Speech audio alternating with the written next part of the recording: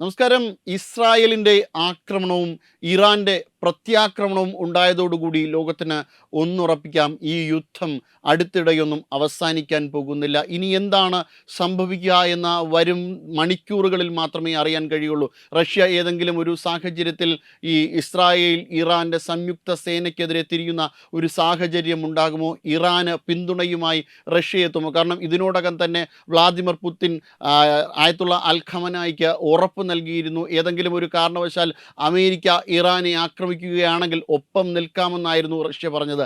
അങ്ങനെയാണെങ്കിൽ ഈ യുദ്ധത്തിൻ്റെ അവസ്ഥ മറ്റൊരു വലിയ ദുരന്തത്തിലേക്കായിരിക്കും, വലിയ രീതിയിലുള്ള ദുരന്തത്തിലേക്കായിരിക്കും നയിക്കുക. കാരണം ഈ യുദ്ധം ഇസ്രായേലിൻ്റെയോ അമേരിക്കയ്ക്കോ വലിയ പ്രത്യാഘാതങ്ങൾ ഉണ്ടാക്കും, ലോകത്തിനെ തന്നെ വലിയ രീതിയിൽ ലോകത്തിൻ്റെ ഊർജ്ജ പ്രതിസന്ധിയിലേക്ക് മുന്നോട്ട് കൊണ്ടുപോകും. അതോടൊപ്പം തന്നെ റിസഷനിലേക്ക്, വലിയ സാമ്പത്തിക ദുരന്തത്തിലേക്കും സാമ്പത്തികമായ പ്രത്യാഘാതങ്ങൾ കൂടി ഈ യുദ്ധം കൊണ്ട് നയിക്കും എന്ന് വളരെ ഉറപ്പിച്ച് നമുക്ക് പറയാൻ കഴിയും. കാരണം ലോകശക്തികൾ തമ്മിലുള്ള ഏറ്റുമുട്ടലായി അത് മാറും. കാരണം റഷ്യ കൂടി ഈ നിരയിലേക്ക് വന്നു കഴിഞ്ഞാൽ വളരെ വലിയ സൈനിക ശക്തികൾ തമ്മിലുള്ള ഏറ്റുമുട്ടലായിട്ട് അത് മാറും. അതിനി വരും മണിക്കൂറുകളിലോ ദിവസങ്ങളിലോ മാത്രമേ അറിയാൻ കഴിയുള്ളൂ. ഇനി ഇപ്പോഴത്തെ നിലയിൽ ഇറാൻ മാത്രമാണ് ഒരു മുന്നണിയിൽ നിൽക്കുന്നു, ഇസ്രായേൽ അമേരിക്ക ഒരു സംയുക്ത മുന്നണി ഈ ആക്രമണം നടത്തുന്നെങ്കിൽ പോലും ഈ യുദ്ധം വീണ്ടും കുറച്ച് നാൾ കൂടി നീണ്ടു നിൽക്കാനുള്ള സാധ്യതയുണ്ട്. കാരണം ഇറാൻ അമേരിക്കയുടെ സൈനിക താവളങ്ങളിലേക്ക് നേർക്കായിരിക്കും ആക്രമണം നടത്തുക എന്നാണ് പറഞ്ഞത്. അതായത് ഖത്തറിൽ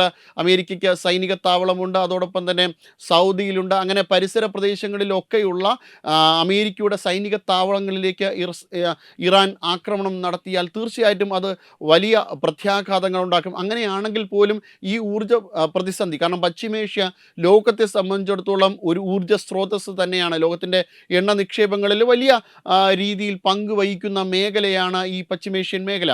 ഈ പശ്ചിമേഷ്യൻ മേഖലയിൽ യുദ്ധമുണ്ടാകുമ്പോൾ ഇനി ഇറാൻ്റെ ആക്രമണം അമേരിക്കയുടെ സൈനിക താവളങ്ങളിലേക്ക് ഉണ്ടാകുമ്പോൾ ആ ആക്രമണം സ്ഥിരമായി കൃത്യമായി ഈ സൈനിക താവളങ്ങളിലേക്ക് മാത്രം ആകണമെന്നില്ല. ഇത് ഉൾക്കൊള്ളുന്ന ഖത്തറിലേക്കോ അല്ലെങ്കിൽ സൗദിയിലേക്കോ മറ്റിടങ്ങളിലേക്ക് ഇറാൻ്റെ ആക്രമണങ്ങൾ എത്തുന്നതോടെ അവരുടെ ഒരു സ്ഥിരതയ്ക്ക് തന്നെ വലിയ രീതിയിലുള്ള ഒരു ബുദ്ധിമുട്ടുണ്ടാകും. അത് സാമ്പത്തികമായ അസ്ഥിരതയിലേക്ക് കാര്യങ്ങൾ നയിക്കും. ഇനി റഷ്യ കൂടി ഈ യുദ്ധത്തിലേക്ക് പങ്കുചേരുമോ ഇല്ലയോ എന്നതിനെക്കുറിച്ച് മാത്രമേ ഇനി അറിയേണ്ടതുള്ളൂ. കാരണം എന്തായാലും ഈ യുദ്ധം അധിക നാൾ നീണ്ടു നിൽക്കും എന്ന തരത്തിലേക്കാണ് കാര്യങ്ങൾ പോകുന്നത്.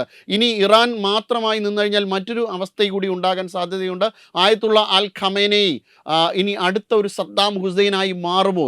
ഇറാൻ അടുത്ത ഇറാഖായി മാറുമോ? ഇറാൻ നിലംപരിശാകുമോ എന്നുള്ള കാര്യം ഇനി അറിയേണ്ടിയിരിക്കുന്നു. കാരണം ഇറാൻ ശക്തമായ രീതിയിൽ തിരിച്ചടിക്കുകയാണ് എങ്കിൽ അമേരിക്കയ്ക്കും അതേപോലെ തന്നെ ആക്രമണം നടത്തേണ്ടി വരും. അങ്ങനെ ഒരു ആക്രമണം നടത്തി കഴിഞ്ഞു കഴിഞ്ഞാൽ വളരെ ലളിതമായ രീതിയിലുള്ള ഒരു അധികാര കൈമാറ്റം ആയിരിക്കില്ല ഒരു റസാ പഹ്ലവിയിലേക്കൊക്കെ എത്തുന്നത്. അത് തീർച്ചയായിട്ടും ഇറാൻ നിലംപരിശായതിനു ശേഷം മാത്രമേ റസാ പഹ്ലവിയുടെ കൈകളിലേക്ക് ഇറാൻ വീണ്ടും എത്തുള്ളൂ. കഴിഞ്ഞ 4 പതിറ്റാണ്ടോളം ഇറാൻ ആയത്തുള്ള അൽ ഖമനായിയുടെ കീഴിൽ ഭരണം മുന്നോട്ട് പോവുകയാണ്. അങ്ങനെ ഒരു സാഹചര്യത്തിൽ എങ്ങനെയാണ് ഇറാന് ഇനി പിടിച്ചു നിൽക്കാൻ സാധിക്കുക, ഇറാനെ ഏത് അവസ്ഥയിലേക്കായിരിക്കും ഇത് നയിക്കുക എന്നതിനെക്കുറിച്ച് ഇനി വരും കാലത്തെ അറിയാൻ പറ്റുകയുള്ളൂ. ഇതിനോടകം തന്നെ അമേരിക്കയ്ക്ക് വലിയ പിന്തുണ ഇപ്പോൾ നിലവിൽ ഇറാൻ്റെ ഭാഗത്തുനിന്നുണ്ട്. പ്രക്ഷോഭകാരികളെല്ലാം വലിയ ആഹ്ലാദത്തിലുമായിരിക്കും. ചിലപ്പോൾ ഇങ്ങനൊരു വലിയ ആക്രമണം നടന്നാൽ കൂടിയും ഇറാന് വലിയ ഒരു രീതിയിലുള്ളൊരു ജനാധിപത്യപരമായ അല്ലെങ്കിൽ ഇറാൻ്റെ ഒരു ജനാധിപത്യപരമോ അല്ലെങ്കിൽ പുരോഗമനാത്മകവുമായ ഒരു ശൈലിയിലേക്ക് ഇറാൻ മാറുമോ എന്നൊക്കെയുള്ള ഒരു ആഹ്ലാദം അവർക്കുണ്ടാകും. പക്ഷേ എങ്ങനെയാണ് ഇത് പര്യവസാനിക്കുക എന്നത് ഇനി വരും സമയങ്ങളിൽ മാത്രമേ അറിയുള്ളൂ.